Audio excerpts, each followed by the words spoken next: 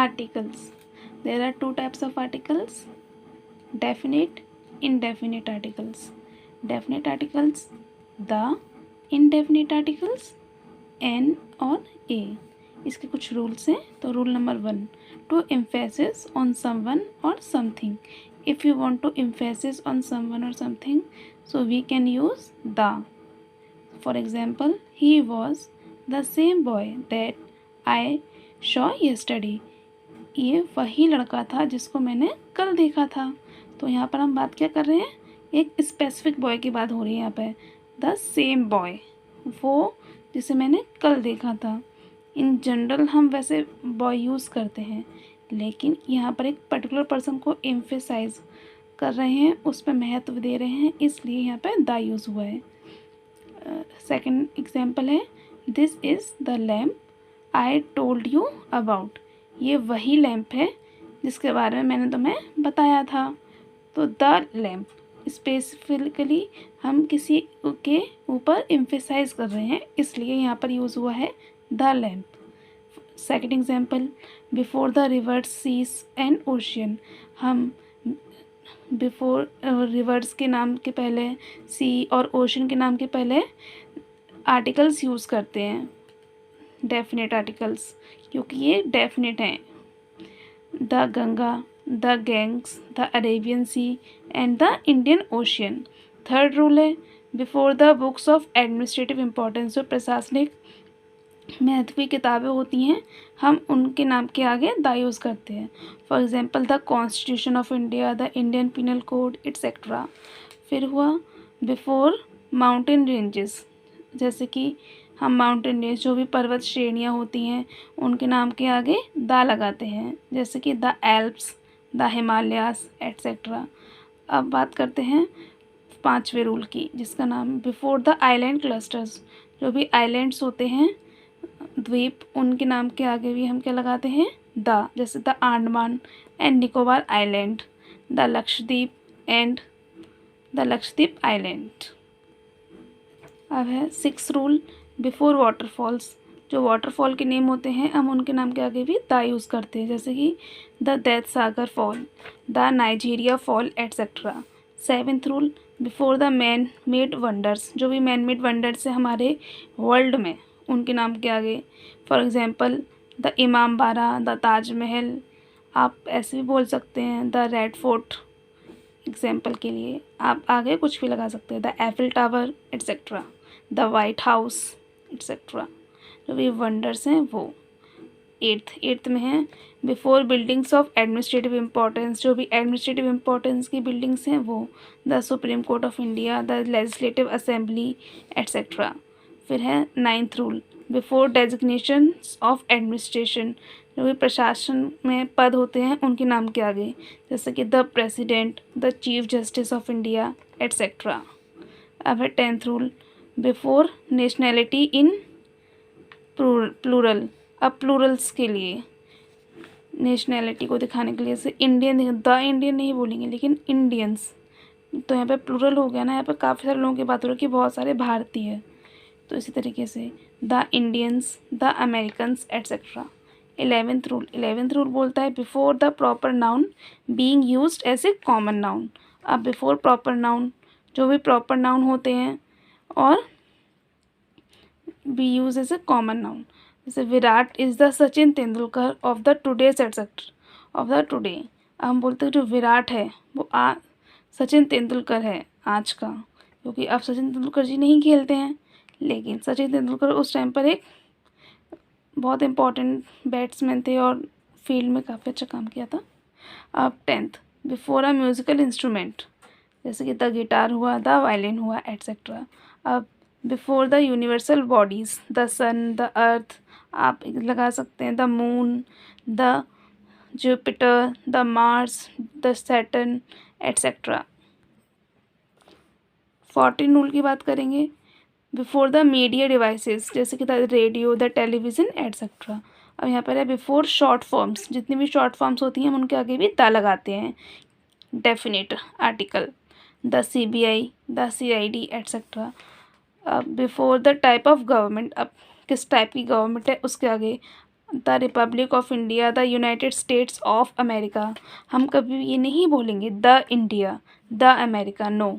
लेकिन जब उनके टाइप ऑफ गवर्नमेंट से उन इंडिया नाम ले रहे हैं किसी भी कंट्री का, तो हम द लगाएंगे, जैसे the republic of India, the United States of America. Okay. 17 rule है, before the books of religion importance. अब जो भी धार्मिक महत्व की किताबें होती हैं, हम उनके नाम के आगे भी द लगाते हैं, जैसे कि the Bhagavad Gita, the Guru Granth Sahib etcetera. अब है यूजिंग ऑफ इनडेफिनेट आर्टिकल्स। वहाँ पर हम क्या देख रहे थे, डेफिनेट आर्टिकल का यूज़ किस तरीके से होगा। अब यहाँ पर हम पढ़ेंगे यूज़ ऑफ इनडेफिनेट आर्टिकल्स, ए और एन। इस पहले ये शुरू से पहले मैं आपको बता देती हूँ, जो भी हमारी हिंदी में वर्णमाला होती है, स्वर और व्यंजन, तो जहाँ भी स्वर का आ से लेके अंगा तक जितने भी साउंड आएंगे ना, आपको बोलने पे पता चले कि हाँ वो वाला साउंड आ रहा है, स्वर वाला साउंड आ रहा है, तो आप हमेशा वहाँ पे एन का यूज़ करेंगे। और जितने भी व्यंजन होते हैं क से लेके ज्ञानी तक, तो वहाँ पर आप हमेशा आ यूज़ करेंगे, ए। ओके, तो आप ये हिंट है, आप हमेशा इसको याद रखिएगा, तो आपके मिस्टेक के चांसेस बहुत कम हो जाएंगे। अब रूल 1 पढ़ते हैं। A is use before a consonant sound in general, जो हम यूज़ करते हैं, जैसे कि अ यूनिवर्सिटी, अ लैपटॉप। अब इसमें यू मतलब या आ रहा है तो व्यंजन है, तो व्यंजन के आगे हमेशा ए लगेगा। इसी तरीके से अ लैपटॉप, तो क्या है, लैपटॉप, ला आ रहा है, ला की साउंड है, तो वहाँ पर भी हम ए यूज़ करेंगे। अब an is use before a vowel sound. Basically हम लोग ने क्या पढ़ा था, ए ई आई ओ यू। एक्चुअली वो बच्चों को सिखाने के लिए होता है, बट इन कॉमन पार्लेंस और इन वाइडर्स इंटरप्रिटेशन भी हम थोड़े अगर ब्रॉडर स्केल पे देखेंगे तो हम पाएंगे कि जो स्वर और व्यंजन है वो ज़्यादा क्लैरिटी लाता है। जस्ट कि हम ये पढ़ लें 5 होते हैं, ए ई आई ओ यू, वो हर जगह अप्लाई नहीं होता, लेकिन स्वर और व्यंजन वाला अगर आप अप्लाई करेंगे तो आप की मोस्टली प्रॉब्लम्स सॉल्व हो जाएंगी, और आप जो भी ग्रामेटिकल एरर की क्वेश्चंस आते हैं तो आप उनको करेक्ट कर पाएंगे। जैसे an is use before a vowel sound, तो वॉवल साउंड आ रहा है एन एम एल ए। अब एन अगर देखा जाए तो ए ई आई ओ यू में तो नहीं आता, बट एम एल ए मतलब ए आ रहा है, ए से एनक वाला एम एल ए, तो यहाँ पर क्या है, स्वर का साउंड आ रहा है, इसलिए यहाँ पर एन लगा है। ऐसे ही एन एप्पल, तो सिंपल तो ए एप्पल तो होता ही है, ए तो वॉवल है, प्लस ये स्वर में भी आ रहा है, साउंड, स्वर का साउंड आ रहा है। अब यहाँ पे indefinite articles are used before single entities. अब जितनी भी सिंगल एंटिटीज़ हैं हम उनके आगे ए यूज़ करेंगे, जैसे a an orange, a desktop computer. Indefinite articles can be used before positive degree. अब जितनी भी पॉजिटिव डिग्री है हम उनके आगे इनडेफिनेट आर्टिकल्स यूज़ कर सकते हैं। और ए और एन का यूज़ तो आपको बता ही दिया है, जो स्वर और व्यंजन का साउंड होता है उसके अकॉर्डिंग। जैसे इनडेफिनेट आर्टिकल्स हम कहाँ पे यूज़ करेंगे, यहाँ पे पॉजिटिव डिग्री के आगे भी हम यूज़ कर सकते हैं, जैसे कि a good man, an amazing person etcetera. तो अभी तक हमने देखा कि हम कहाँ पर डेफिनेट आर्टिकल्स का यूज़ कर रहे हैं और कहाँ पर इनडेफिनेट आर्टिकल्स का यूज़ कर रहे हैं। अब हम देखेंगे कि आर्टिकल्स को हमें अवॉइड कहाँ करना है।